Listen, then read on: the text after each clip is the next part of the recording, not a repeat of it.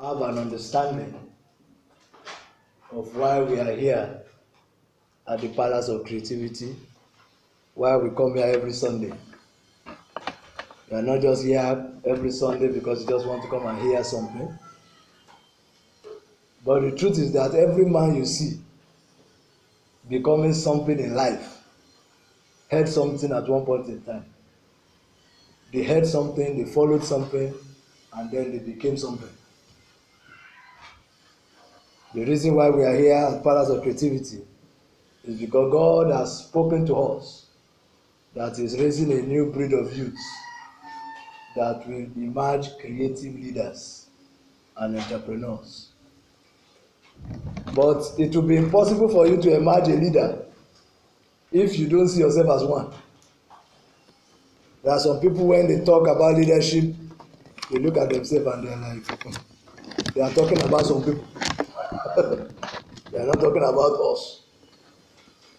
But the truth is, until you start seeing yourself as a leader, the leadership potential in you may not come alive. So it is one thing to see yourself as a leader first, for you to emerge a leader. You must begin to see yourself as a what? As a leader. Begin to see yourself. So many of us like to go to church because we believe, okay, when we go to church, we are going to, we are going to get miracles, we're going to get signs, we're going to get wonders. It's good.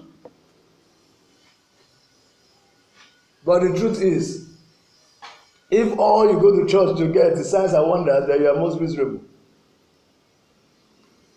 Church is designed for many of us to come to an understanding of who we are. And that was why last Sunday we were looking at creative leadership, the self-discovery angle of creative leadership. We looked at who am I? And inside this discussion last Sunday, we discovered that as a creative leader, one of your strongest instruments is your what? Is your mouth. You must develop the ability to what? To speak. You must develop the ability to what? To speak.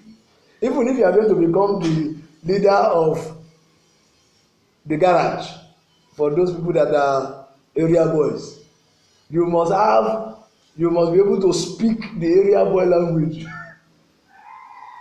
And you must be able to say so confidently before people will respect you.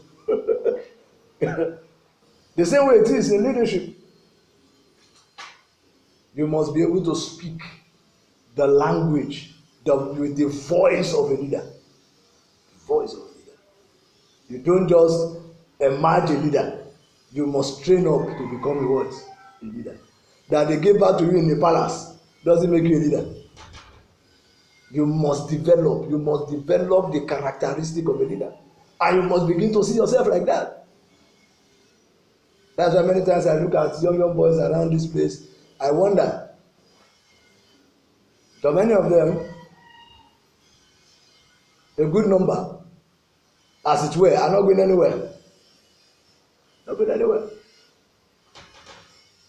Many of them just they go to secondary school. If they struggle, they go to polytechnic. If they struggle, they go to university. They come back home and then they are everywhere doing, what do you call it, big boy and big girls. Doesn't make any difference. Doesn't make any difference. You must begin to see yourself from within. And you must begin to chart a course for your life. You must begin to chart a course. So leadership is all about self-discovery. Knowing that where you are now is not where you're supposed to be. Where you are now is not where you're supposed to be. You must begin to see yourself in a new light. You must begin to see yourself in a new perspective. Because how you see yourself is how people will see you. So when you see yourself in shambles, people will see you in shambles. When you see yourself as a great man, people will see you as a... We are not saying you should go about boasting, but see yourself as a king. And it's just a matter of time you begin to live the life of a king. Begin to live the life of a king. So leadership begins with what? Self-discovery. And the question is, who am I? Who are you as a leader? Who are you? The first question is to ask yourself anytime you're talking about leadership is, who am I? Because until you know who you are, you have not started the race of leadership. You have not started the race of leadership. That is why we have so many of them in our political parties, area boys, calling themselves politicians. Many of them have no understanding of what it means to be a leader. But the time is coming, it will soon change. That all the area boys in government will be flushed out. And all the people that are area boys thinking to enter government, they won't get there. They won't get there. That's the truth. So we must get to a point where we begin to see ourselves as kings, as royals, as men and women that God has ordained for the top. So when you begin to see yourself like that, you begin to see yourself, because it will affect the kind of people you work with. It will affect the kind of relationship you find yourself in. So the first question is, who am I? The second question is, where am I going? The first question is self-discovery. The second question is destination. Where are you going? Destiny. Where are you going? Your destination. Where are you going? Where am I going? Do you have a destination? Do you have a destiny?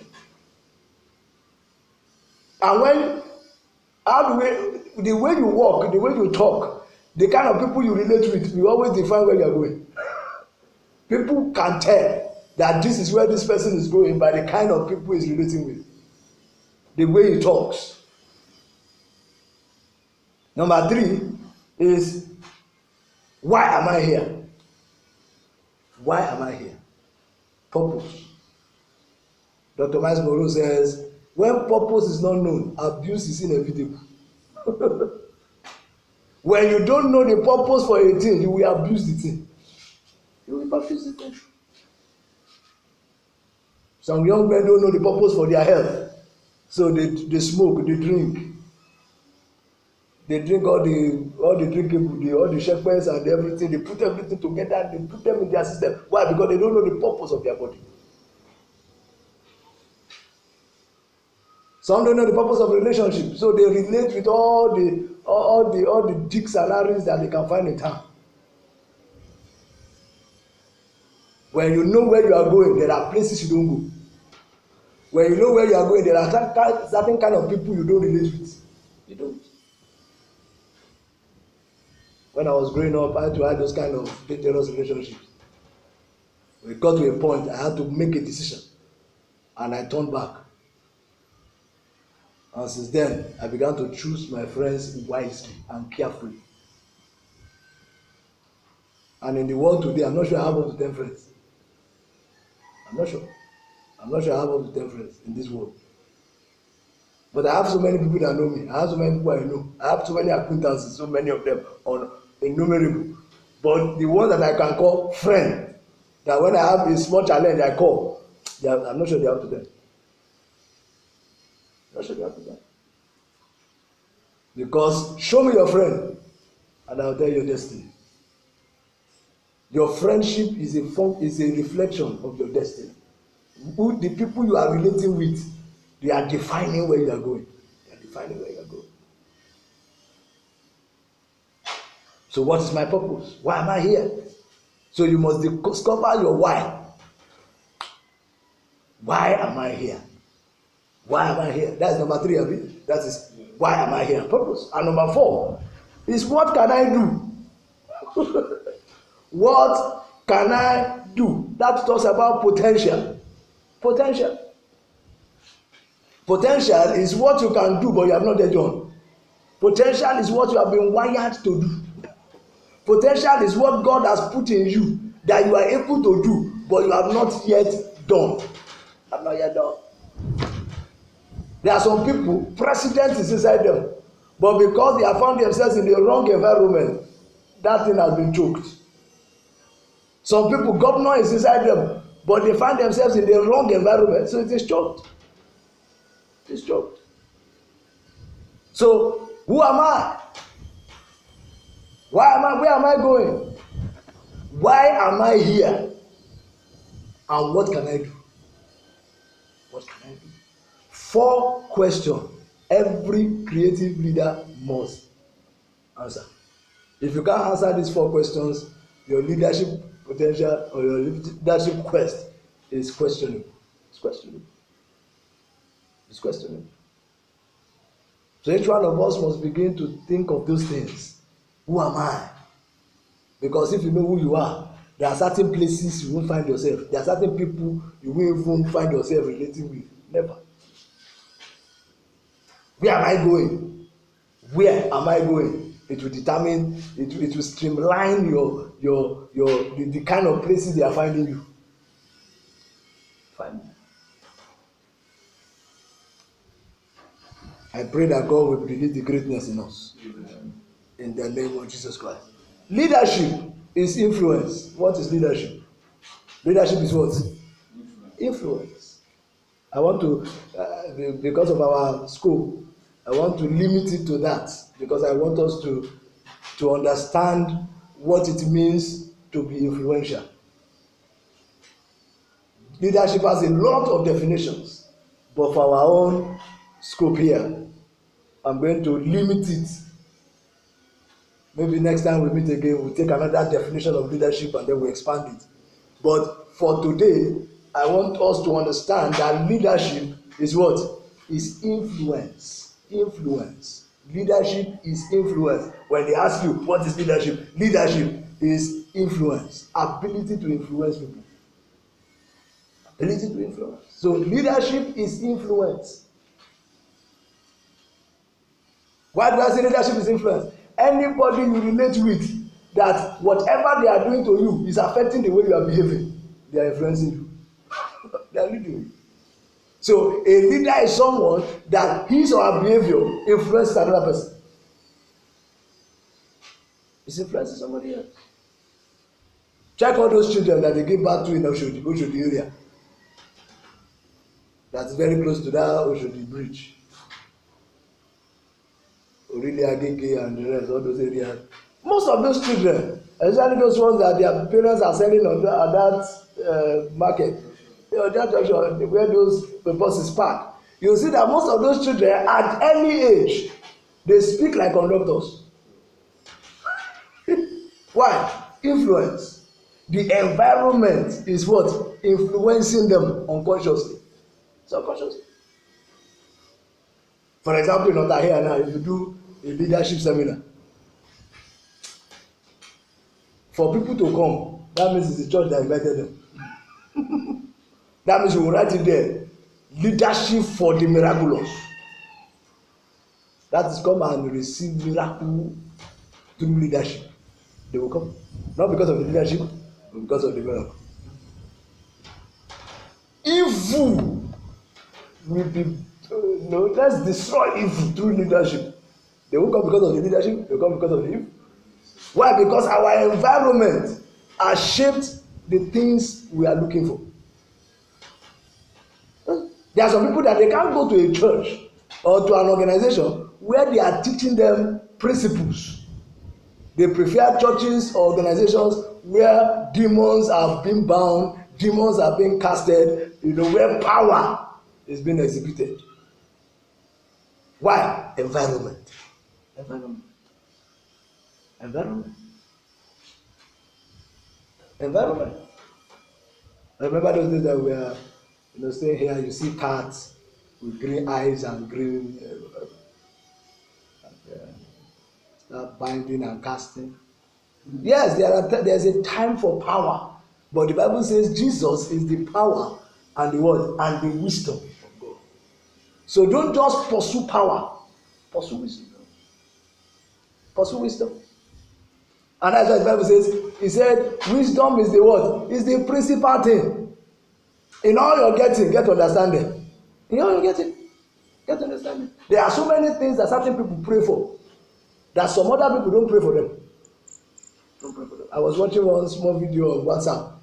They showed one Indian boy that was using syringe, and he created a caterpillar. He was using syringe. You press this one, and the caterpillar will go up. The caterpillar will pack sand, and the caterpillar, you press another one, the caterpillar will go and throw it down. And everybody gathered, and they were wondering, look at what this young man has done. They now showed another video of African boy. What was he trying to become? He was trying to cast out a demon from his friend. He was speaking in tongues and was hitting his friend. He was hitting his friend as if he want to cast that demon from that one. And now it's two different worlds. One is using his brain to create. The other one is wasting his time looking for demons to cast out. What do you become casting demons? Nothing. Demon caster? No. It doesn't change anything. So we must get to a time where, as leaders, you are influencing others to take responsibility and create something for their lives. Create. Let's be creative. That's why I call it creative leadership. Move with people that influence you to take action. Move with people that influence you to what? To take action. Not the people that influence you to do nothing. Is prayer bad? No. Prayer is good. I love prayers. I pray long hours. I pray a lot. But prayer without work is useless. I'm telling the truth. Prayer without work will lead you to uselessness. That I pray every day, I cast out demons every day. It doesn't do anything if it is void of what? Work. He says, show me your faith by your what? By your work. So what are you doing? As a young man, as a young woman, what are you doing? What kind of work are you doing? I left church. I went to the office because I have so many work for tomorrow. I had to do all those things before I started coming here. I come here. My work is from 8 o'clock to 5 o'clock. But the earliest I leave my office is 7 o'clock. Because it is work that defines your worth. That's the truth. It is work. That's why Jesus said, I will do the work of my Father. Work. So what am I talking about? Leadership is work. This leadership is being influenced by work. Each one of us must begin to develop that kind of leadership mentality that is looking for work.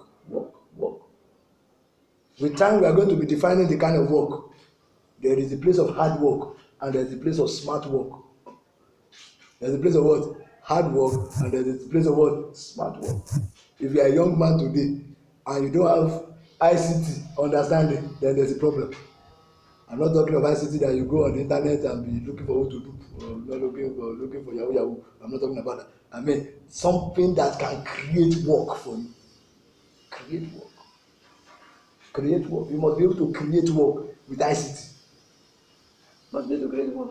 It's making. When I talk about leadership, I'm not talking about government. I'm not talking about somebody leading somebody else. I'm talking about personal leadership. You leading yourself. Me leading myself.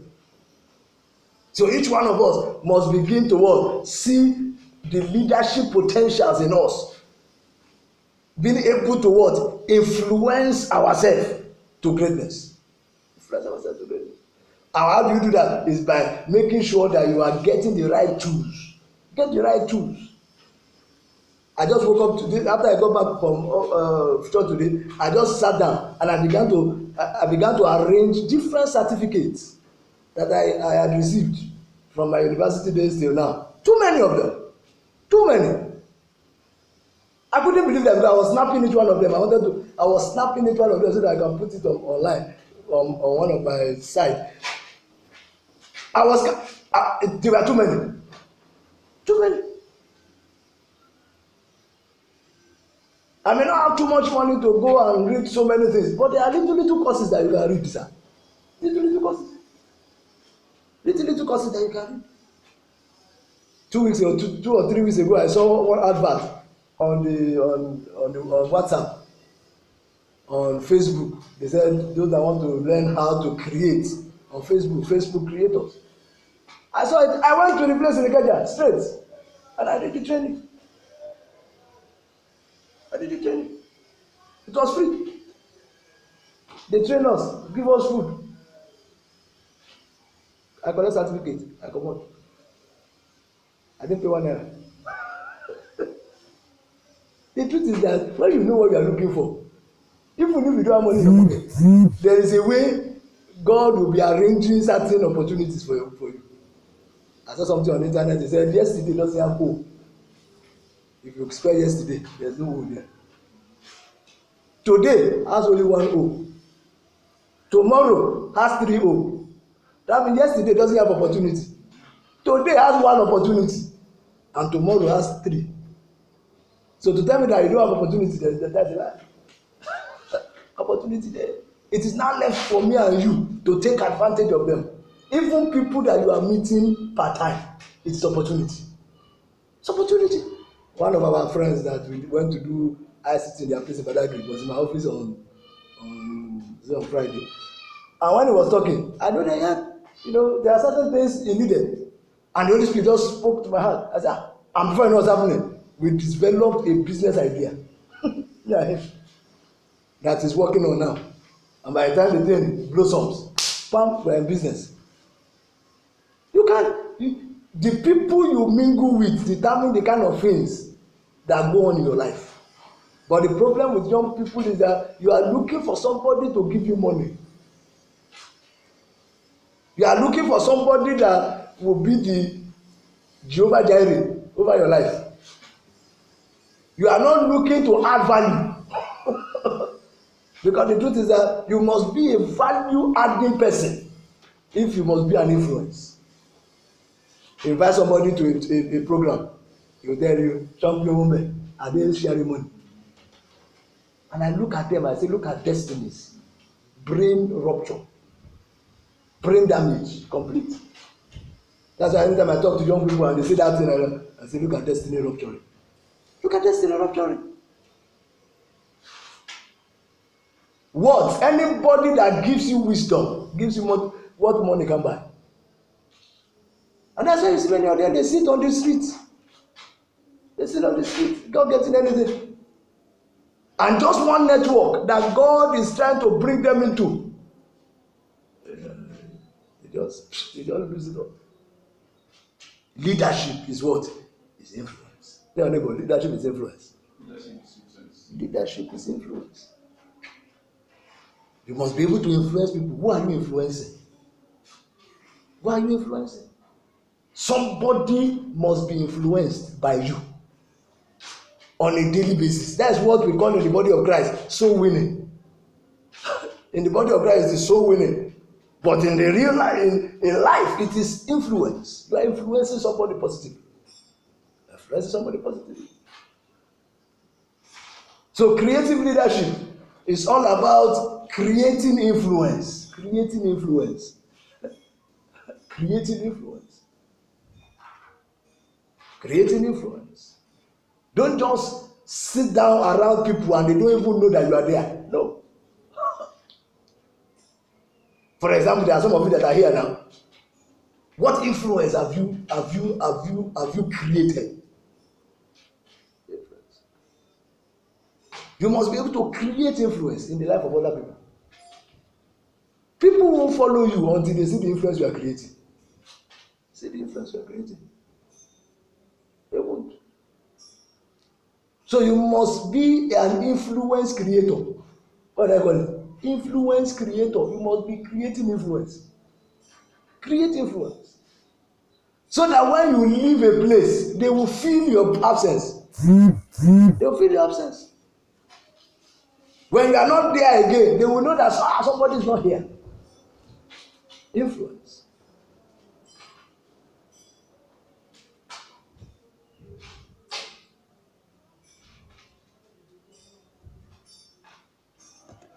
Finally, today we are just going to look at how to build the voice of influence. How to build the voice of what? Influence. There's a way you talk. And I told you, each one of us, you must develop your public speaking skills. Your public what?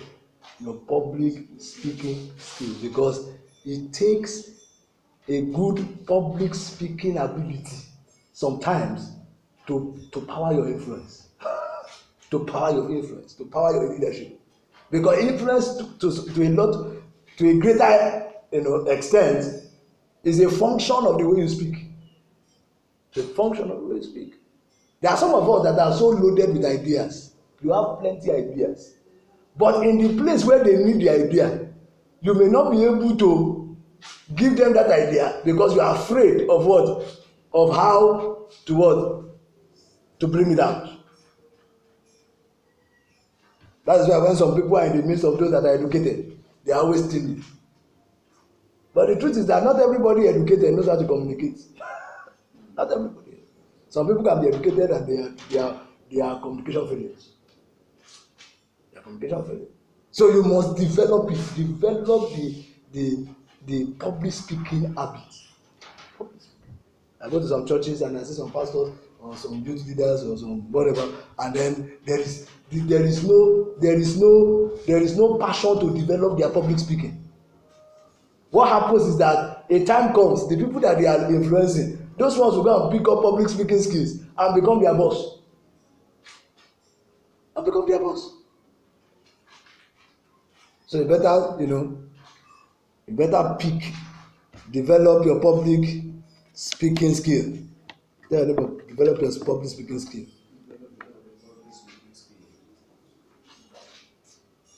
The question is, why are you afraid of speaking in public? Why are you afraid of speaking in public? Why am I afraid of speaking in what? Public? Is it not true? There are some people, they are afraid of speaking in public. Why? Number one, because of the fear of failure. Because of the what? The fear of failure. I don't want to fail. It's the reason why many people, they can't speak in public. How about if I say it now and they are laughing at me? I remember those days in the university, I would write and I would put it on the wall. Plenty grammatical error. Plenty. That is sometimes when I now go back to read it, I say, yeah. And some people will go there, they will circle it and circle it and circle. And it was so bad. But I kept doing it. I kept doing it. They kept embarrassing themselves. They kept abusing themselves. They kept doing all manner of things, but I kept doing it.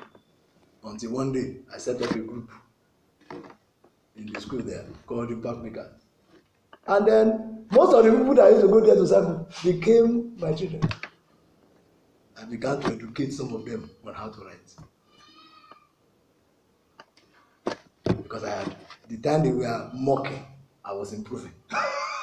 And they were mocking, I was improving. And they were mocking, I was improving.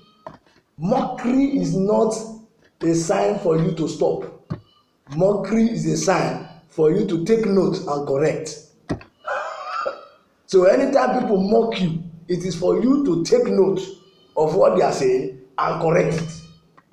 They will keep mocking, but God will keep making. They will keep mocking you. So your English may not be good, and everybody will be laughing, and everybody will be mocking. As they are mocking, because you want to make sure that their mockery doesn't last, you go and do what? You go and do some correction. And as you are doing correction, they are not changing. Because they are master mockers, master critics. So they will be improving in their criticism and in their mockery, ability to mock. But while you are what? You are improving in what they are mocking you in. And suddenly you become their master. Suddenly you become their master. So certain people don't speak in public because they are afraid of what? Of failure. And failure is never final. Failure is not. It's never final. That you fail today doesn't mean you fail tomorrow. And that you fail today many times doesn't mean you will fail tomorrow. Because the opportunities that are in tomorrow, they are more than today. They are more than today.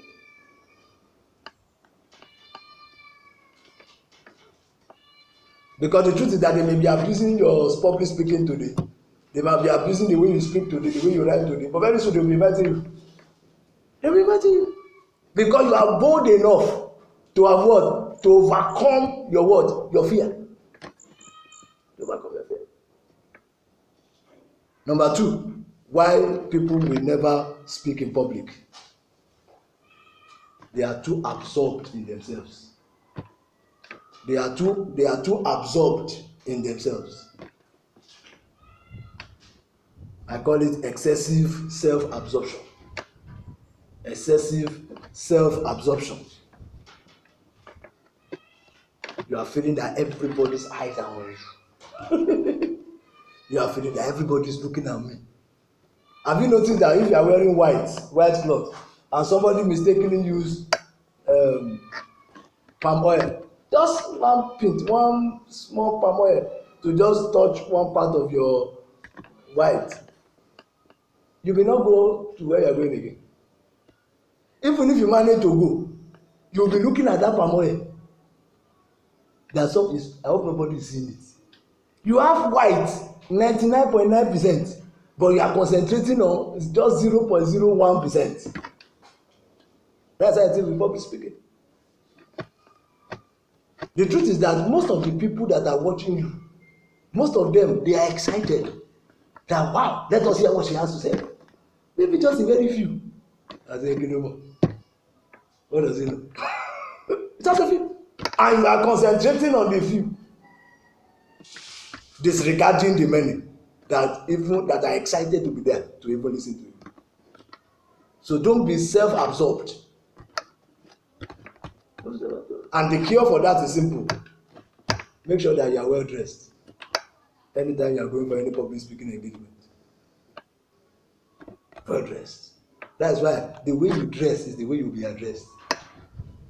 When you dress like a doctor, they call you doctor, even if you are not one. When you dress like a lawyer, they will call you lawyer, even when you are not one. When you dress like an area boy, even if you are not an area boy, they will call you one. They will call you one. They will call you one. So dress the way you want people to address you. Dress people to address you. See, some people, they will wear torn jeans. Some people will sag the whole thing. And the problem with this youth is that they don't ask where those things came from. If many of them know the history of those things, they won't do them. Some people know the history and still want to do them anyway, because some of them want to end up in prison. Yes, see, so many youths, they are prison conscious. So you have to concentrate on the good things of life. And then what was happening, as you begin to see yourself from a positive perspective, it will help your public speaking. Number 3 is some people have shaky legs. Number 3, shaky legs. Some people, when they stand before people, their legs will be shaking. Have you felt that one before? That is, you'll be feeding your leg, it will be shaking, and then you'll be wondering what is happening. I remember those days when we were still doing a public speaking class. When I tell anybody, oh yeah, go and take, the topic. That's the last time you see them. Immediately they just take it like this. They won't come again. When you see them, this is why they are so busy. It's right. It's because he's afraid that I will call him in the game. But they don't know that it's for themselves. They are building themselves. They are building themselves. The reason why I've not started it now is because I know that the few of you that are here, if we do that one now, you will run. So it's better you learn, you develop yourself till you are ready, to start building and overcoming your shaky legs. Overcome your what? Shaky legs. And the only way to overcome your shaky legs is that don't lie to people. Just say what you say. Say it the way you know it. Don't try to impress anybody. Just say it the way you know it. Your grammar may not be good in the beginning. Your gesticulation may not be good. Your charisma may not be there in the beginning. But as you keep doing it, you keep improving. As you keep doing it, you keep improving. As you keep doing it, you keep improving. Keep improving. Number 4, some people have shaky hands. Some people have what? Shaky hands. You just see their hands, their palm will be wet. They'll be so anxious. Even when they are holding their paper, you'll be seeing them, they'll be shaking. They'll be shaking. So I don't know which one is affecting you, whether it's shaking leg or shaking hands. And number 5, dry mouth. Number 5 is what? Dry mouth. Maybe when you are practicing, most times keep a glass of water near to you, so that every time your mouth is going dry, you drink water. I'm not saying that you get to where you are going and you now put one bottle of water there and say you want to be drinking water every second. You should do that, when you are practicing. So dry mouth. So sometimes it's caused because some people immediately they are afraid their mouth goes dry. So when you are practicing for your public speaking, you can take a lot of water just to keep that. And then finally is pounding heart. Pounding heart. Your heart is always pounding. Your heart is always pounding as if somebody's doing pounding yam in your heart. So these are the things that sometimes may make certain people not want to speak in public. But what are the things, quickly, so that we'll continue next week. But let me just give you some things that you need to do to develop your public speaking. That is, you have been invited to come and speak at a function, and then you want to develop yourself. You want to prepare yourself for that engagement. Don't say that it will happen. You may be employed somewhere, and then your boss will just tell you, my friend, go and represent me. And so. And the truth is that, whether you like it or not, that is, if we are looking at even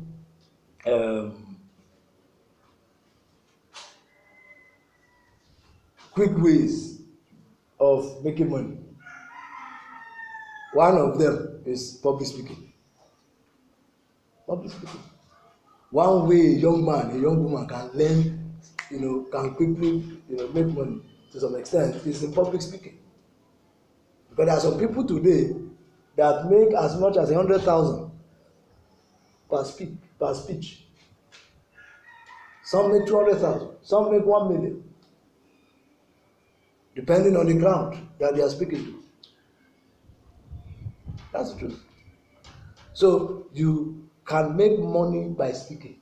So don't just always be the one that is always sitting down and they are speaking to. Also develop. The reason why God has brought you here is so that you'll be one of those that will be speaking, others will be listening. And then you'll be making money. Making money. To give a great speech, the following are necessary. If you must give a great speech, you want to give a great speech, try to do the following.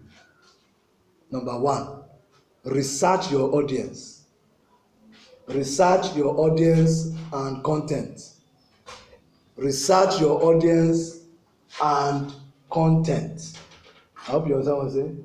That means if they invite you to speak, because the truth is that if they invite you to speak in Winners and they invite you to speak in Celestial Church, or they invite you to speak in Redeem and they invite you to speak in Baptist, you will meet 2 different kind of audience.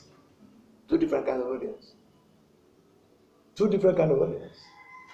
If they invite you to speak in Ajebule and they invite you to speak in VI, there are 2 different kind of people. 2 different kind of people. So you must be able to do a research on the kind of persons you are going to speak to. You have to make a research. If not, what you have prepared might be too ordinary for the audience you are going to meet.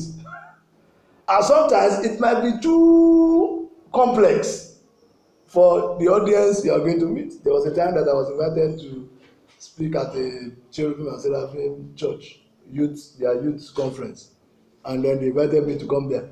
And they told me that we are going to be speaking, I'll be speaking on leadership. So I was so excited. So I packaged one solid leadership, I researched my content very well, and I packaged a solid, did a solid research and produced a document on leadership, that I wanted to deliver. The mistake I made, I didn't research the audience that I was going to speak. So by the time I got to the church, I saw everybody in white. Which I wore my wife's kaftan, and I got there. And when I got there, the man told me, he said, this leadership, actually many of them, we will tell them to come to fellowship, they won't come. There are some of them, we will tell them to contribute for this one, they won't contribute. We will tell them to do this, to come. When he told me all those things, that's the hey, so try and encourage them to be able to be doing these things. When I had all those things, everything that I prepared became useless. Because they won't understand anything. They won't understand that. So that was the problem. So I was supposed to have understood the kind of audience. So thank God for, we just have to do some, subtraction and addition. I had to just, even though I still use my material, but I just had to now narrow it to what they wanted. But if I had already done a research of the audience, I would have packaged something that would have been custom ready for them, or tailored, towards that audience. So don't just assume any audience. There are some places they will invite you that you don't need to prepare anything. You just know what you want to do and just go and speak from your head. But there are some places that you must prepare properly for you before you go there. Number two, tailor your message to suit your audience. Tailor the message to suit the audience. That's what I just, the example I just gave. You must tailor, because immediately I saw that my content was not for that kind of audience. I had to tailor it to meet. That was what, that was what delivered me. So you must be able to tailor. So the way I'm delivering this same message now, there are certain audiences, certain places they will invite me to speak. I won't deliver it like this. I won't deliver it like this. I may be a little bit technical. I may be a little bit, professional in the delivery, depending on the people you are talking to. So I can deliver the same message in 3 different ways depending on who I'm talking to. So that is, you must always tailor it. Tailor means you must sow the talk to meet the needs of your audience. So those are the things. So number 3, if it's a professional gathering, design your slides ahead of time. You know what I mean by slides? That is PowerPoint. One of these days we are going to do PowerPoint presentation. When God gives us the opportunity to have a professional meeting, more professional meeting, we'll have slides. I'll show you how to, design your slides depending on the people you are going to speak to. You must learn how to design PowerPoint slides. I hope some of you know what PowerPoint slide is. It's one of the office packages that you get, to. Number 4, constantly practice your delivery. Constantly practice your delivery. Go in front of the mirror or wherever, and then constantly practice. Keep practicing. Keep practicing. Constantly practice. Constantly practice. Constantly practice over and over again. Number 5, positively visualize your performance. Positively visualize your performance. Positively visualize your performance. You know what I mean by positively visualizing? That means before you go, imagine that you are doing well. Imagine that you are delivering it perfectly. Don't go there and say, I know I won't even do it. I know that thing. Say, the whole man, because so you must have a positive mindset as you are going to deliver that message. Have a positive mindset. And then number 6, finally, be excited. Be excited about your delivery. Because the truth is that if you are not excited, it will affect your performance. It will affect your performance. So be excited. Be excited that you even have the privilege to be talking to somebody. Just be excited. Be excited.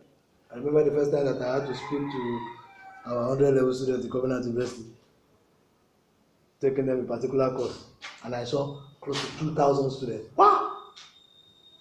I never spoken to that kind of crowd before, but I was excited that I had the privilege to even be talking to them. So, a class that we need like 4 or 5 people to calm them down to keep.